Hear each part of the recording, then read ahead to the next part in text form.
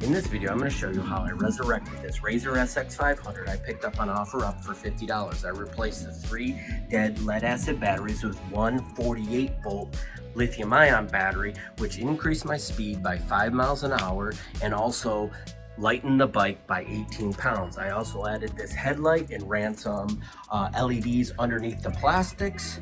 So please like this video and subscribe to my channel. All the products used are in the description below. So keep watching for detailed how to build. All right, let's get started here. To remove the plastics is pretty simple. Remove the 5 bolts that retain the seat. This bolt here, one on this side, one on the other, 2 here in the rear. Those will come right off.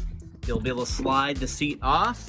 And then you're gonna come over here and remove the battery cover bolts. There's 5, 1, 2, 3, 4, and the 5th one on the bottom. Then this comes off, you'll disconnect those 2, and there it exposes the 3 12-volt batteries, which we're gonna get rid of. Before you remove the batteries from the bike, I did take the control module off. But one of the things you wanna keep is, you wanna keep this factory harness. This is important. This is what I'm gonna tie the lithium battery to. So what I'm gonna do is, I'm just gonna cut it off from the factory batteries. That way I can retain this wire harness, this fuse, and I'm gonna attach the new lithium battery, red and black, to this. What we're looking at here is the cover with the main on and off power switch and the charge port.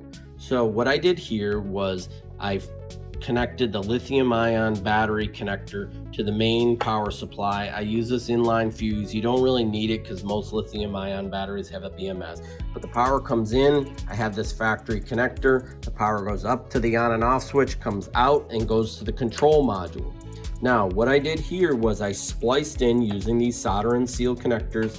Use the heat gun, melts it, seals it, it's really nice. And I have this auxiliary port. The auxiliary port, I will connect the voltmeter, the step down transformer for the headlight and tail light.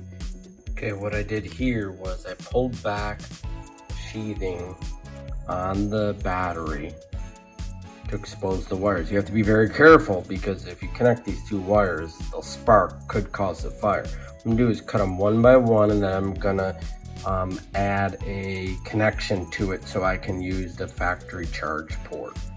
All right, so what I'm gonna try to do is fit this 48-volt, 14-amp-hour lithium-ion battery to overvolt this SX500. It's the same thing for an MX500 or MX650. They have these upper battery trays, so it's a little more restrictive, but you can figure out. What I'm gonna do is probably use this foam to make a cradle so the battery sits up higher. Since it tapers here, this battery doesn't fit in the bottom of that, so I need to get it up about like this high. I also have to keep it away from the switch, which protrudes into the box. So I'm gonna get to that, fabricate that. All right, now I got the battery and controller successfully mounted. What I did was I used a piece of plywood, spanned this old battery tray gap, then I used the old bracket to give the stand up for the battery, put the foam, cut the foam the way I wanted it, used these Velcro straps to secure the battery. It's not going anywhere. Now I probably should have cut this board a little wider so I could have mounted the controller, but I put it on an angle so the wires can come out on this side nicely. I didn't want it sticking out board, so they kind of angle back and everything's secure. And then I'm gonna wire up all the auxiliaries, put the covers on, and get motoring. Now that the bike is back together, I want to show you what it looks like at night with the LEDs.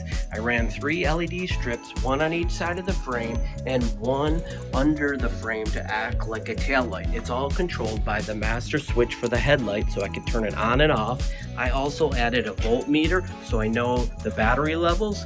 So I hope you like this video, and please subscribe to my channel, and thanks for watching.